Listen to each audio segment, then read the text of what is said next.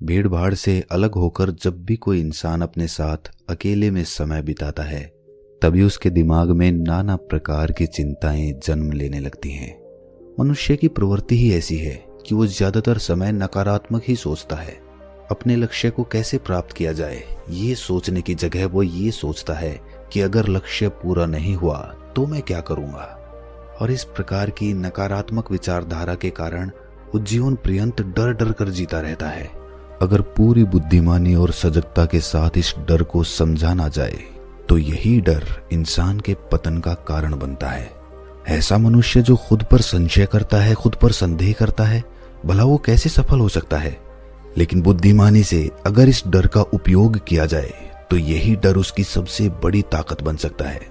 काश केवल एक बार उसने खुद पर विश्वास किया होता तो उसे मालूम होता कि उसके डर में ही उसकी ताकत का रहस्य छुपा हुआ है।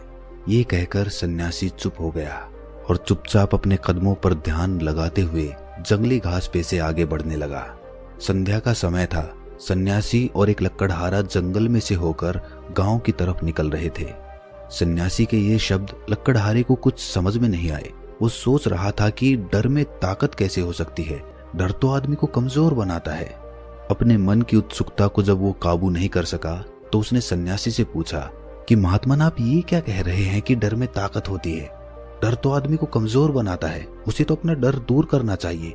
लकड़हारा अपनी बात पूरी कर पाता उससे पहले ही उसे एक शेर की दहाड़ सुनाई दी।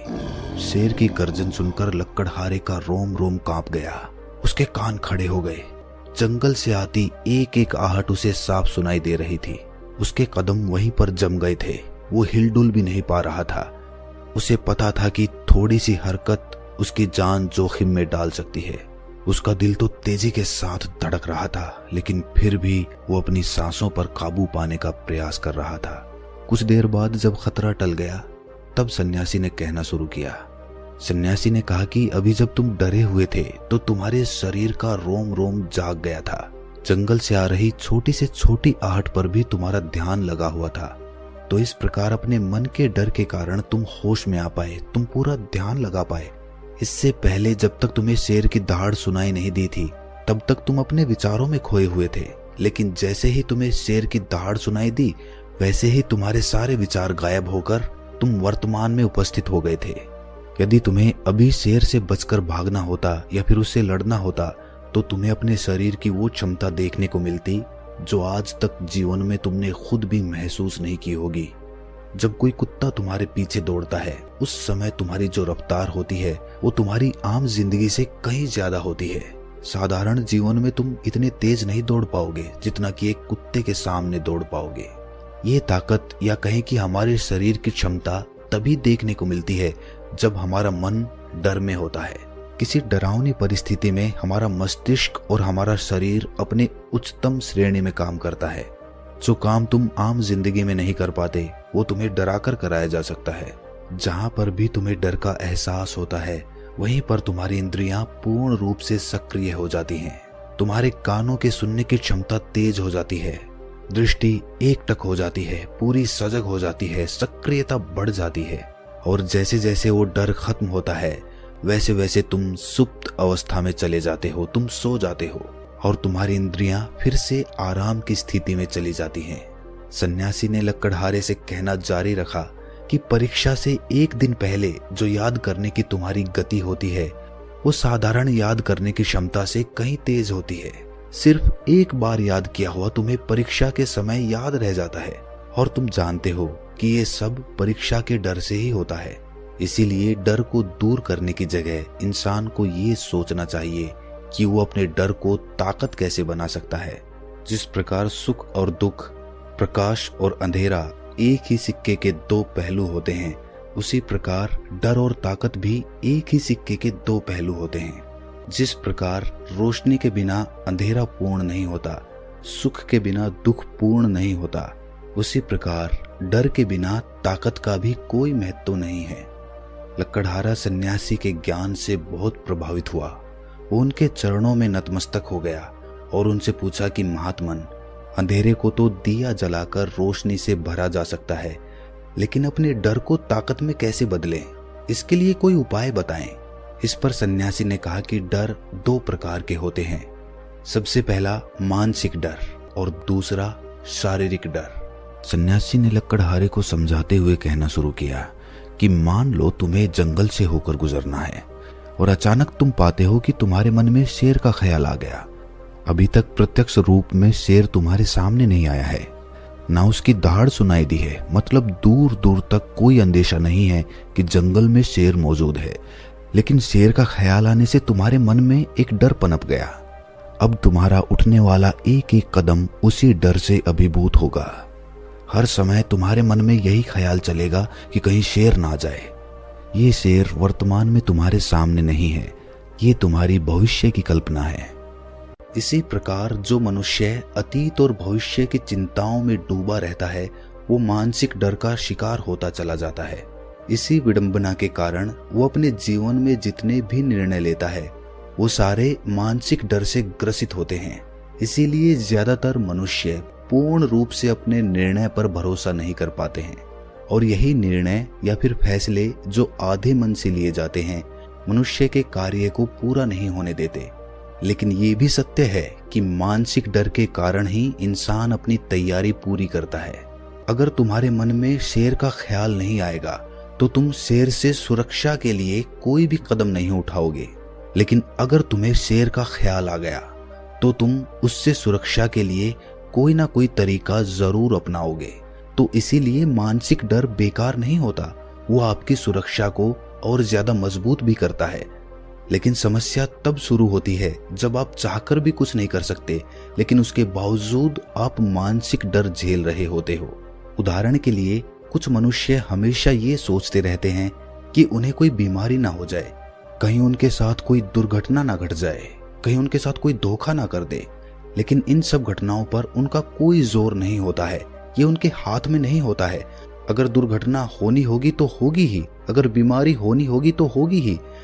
अच्छा खान पान और अच्छी दिनचर्या का पालन करने के बाद भी अगर कोई मनुष्य बीमार हो जाता है तो ये उसके नियंत्रण के परे की बात है। अपनी तरफ से उसने पूरी कोशिश की और यही उसका कर्तव्य था, उसमें कोई कुछ क्या कर सकता है। जो घटनाएं इंसान की पहुंच के परे होती हैं, वो उनसे भी परेशान होता रहता है, उनसे भी उसका मन घबराता रहता है, और यही मानसिक डर उसके पतन का कारण बनता है। और यही मानसिक डर अगर सही तरीके से इस्तेमाल किया जाए तो मनुष्य समझदार और अनुभवी कहलाएगा। जो इंसान ये सोचता है कि कांटे सिर्फ दर्द देने के लिए ही बने हैं, वो ये भूल जाता है कि कांटे ही फूलों की रक्षा करते हैं। इसी प्रकार एक ज्ञानी मनुष्य किसी भी चीज का उपयोग अपने सकारात्मक तरीके से कर सकता है, लेकिन एक अज्ञानी मनुष्य अपनी अज्ञानतावश उन चीजों को भी छोड़ देता है जो उसके लिए उपयोगी होती हैं। विवेकशील मनुष्य फेंके गए पत्थरों का भी महल खड़ा कर लेता है, लेकिन एक अज्ञानी मनुष्य उन पत्थरों को दूसरों पर फेंकता रहता है। अगर किसी मनुष्य को अपने मानसिक डर को ताकत में बदलना है तो उसके कुछ नियम हैं, कुछ उपाय हैं। सबसे पहला उपाय, अपने विचारों का निरीक्षण। अगर हम अपने जीवन में अपने विचारों का निरीक्षण करेंगे तो हम पाएंगे कि ज्यादातर विचार हमारे काल्पनिक होते हैं, और इसीलिए जो डर उन विचारों के कारण पनपता है वो भी काल्पनिक होता है। ज्यादा सोचने वाले लोगों को जब सोचने के लिए कुछ नहीं मिलता तो वो निरर्थक बातों के बारे में सोचने लगते हैं, और वो बेकार के विचार उसे तो परेशान करते ही हैं, साथ के साथ उसके परिजनों को, उसके सगे संबंधियों को भी परेशान करते हैं। इसीलिए ज्यादा सोचने वाले लोगों को ये समझना चाहिए कि मन में उठ रहे तमाम विचारों में से काम के विचार कौन से हैं और बेकार के विचार कौन से हैं। जो निरर्थक विचार हों उन्हें दूर करते जाओ, और जो सार्थक विचार हों उनको गहराई से सोचना शुरू करो। तभी तुम्हारी समस्याओं के, तुम्हारी उलझनों के उपाय निकलेंगे। मानसिक डर को दूर करने का दूसरा उपाय है उसका सामना करना। इसका मतलब ये नहीं है कि तुम शेर के सामने जाकर खड़े हो जाओ, बल्कि इसका मतलब ये है कि पूर्ण सुरक्षा के साथ तुम जंगल में जा रहे हो। यदि जंगल में जाना बहुत आवश्यक है तो तुम शेर के डर से अपने घर पर नहीं बैठ सकते हो। इसी प्रकार मनुष्य के जीवन में बहुत सारे डर होते हैं, जैसे कि परीक्षा का डर, लक्ष्य ना पाने का डर, झूठ बोलने का डर, सच के पता लग जाने का डर, अपनों को खो देने का डर, दुर्घटना हो जाने का डर। लेकिन जैसे जैसे समय के साथ इन डरों का सामना किया जाता है, वैसे वैसे ये डर जीवन से दूर होते चले जाते हैं। अगर तुम इनसे बचने का प्रयास करते हो तो ये जीवन भर तुम्हें सताते रहेंगे। ये तभी दूर हो सकते हैं जब तुम इनका सामना करो। कुछ लोगों को तो दूसरों के सामने खुलकर बात करने में भी डर लगता है। ऐसे लोगों को अनजान लोगों से बात करनी चाहिए। जितना ही वो लोगों से बात करेंगे उतना ही उनके मन का डर दूर होता जाएगा। मानसिक डर को ताकत में बदलने का तीसरा उपाय है अपने डर को स्वीकार करना। बहुत से लोग अपने जीवन में अपने डर को स्वीकार ही नहीं कर पाते। अगर आप उनसे पूछेंगे कि उन्हें किस चीज से डर लगता है तो वो साफ इनकार कर देंगे कि उन्हें किसी चीज से कोई डर नहीं लगता। लेकिन दूसरों की नजरों में ऊंचा उठने के लिए ये झूठ उन्हें बहुत महंगा पड़ता है। अगर वो अपने डर को स्वीकार करना नहीं सीखेंगे तो वो जीवन पर्यंत उस डर से मुक्त नहीं हो पाएंगे। इसीलिए समझदारी इसी में है कि अपने डर को स्वीकार कर लिया जाए। अगर आपको किसी चीज से डर लगता है तो किसी से शर्माने की या झिझकने की जरूरत नहीं है। हर मनुष्य को, हर इंसान को किसी ना किसी चीज से डर लगता ही है। और आप पाएंगे कि जैसे ही आप अपने डर को स्वीकार करते हैं वैसे ही आपका डर खत्म होना शुरू हो जाता है। और जितना ही आप अपने डर को छुपाने की कोशिश करेंगे आपका डर उतना ही मजबूत होता चला जाता है। ये सारे तरीके तुम्हारे मानसिक डर को तो दूर कर सकते हैं, लेकिन शारीरिक डर को दूर करने के लिए तुम्हें दूसरे तरीके अपनाने होंगे। सबसे पहले ये समझो कि शारीरिक डर कौन सा होता है। मान लो तुम किसी जंगल से गुजर रहे हो और अचानक तुम्हारे सामने शेर आ जाता है। तुमने पहले नहीं सोचा था कि शेर तुम्हारे सामने आ सकता है, लेकिन जब वो तुम्हारे सामने आता है तो तुम्हारी सारी शारीरिक गतिविधियां शिथिल हो जाती हैं, तुम्हारी सांसें अटक जाती हैं, मस्तिष्क काम करना बंद कर देता है और तुम्हारा दिल तेजी के साथ धड़कने लगता है। तो इसीलिए जब बिन सोची बात हमारे साथ घटित होती है तो हमारा शरीर उस डर को महसूस कर पाता है और वही शारीरिक डर कहलाता है। ऐसे समय में शारीरिक डर को दूर करने के कुछ उपाय हैं, कुछ तरीके हैं। सबसे पहला उपाय तो यही है कि अपने ऊपर संयम रखें। जब किसी मनुष्य के साथ बिन सोची बात घटती है तो सबसे पहले उसका संयम टूट जाता है और संयम टूटने के साथ उसका मस्तिष्क काम करना बंद कर देता है और इसी वजह से सोचने और समझने की प्रक्रिया भी रुक जाती है, क्योंकि हमारा शरीर उसी प्रकार कार्य करेगा जिस प्रकार हमारा मस्तिष्क उसे निर्देश देगा। अगर मस्तिष्क की सोचने समझने की शक्ति खत्म हो गई तो हमारा शरीर भी शिथिल हो जाता है। तो इसीलिए अगर कठिन समय में मनुष्य अपने ऊपर संयम रखता है तो उसका मस्तिष्क सही तरीके से काम करता है और वो सही निर्णय लेकर उस परिस्थिति से तत्काल बाहर आ सकता है। यहाँ पर दूसरा उपाय समझने का ये है कि जीवन में कुछ भी घटित हो सकता है। जीवन बड़ा चमत्कारिक होता है, वो हमारी सोच के अनुरूप नहीं चलता, बल्कि उसमें कुछ भी हो सकता है और यही जीवन की खूबसूरती होती है। अगर आपको आज ही पता चल जाए कि आने वाले 10 साल तक आप क्या कर पाएंगे तो आपकी जीवन में से रुचि खत्म हो जाएगी।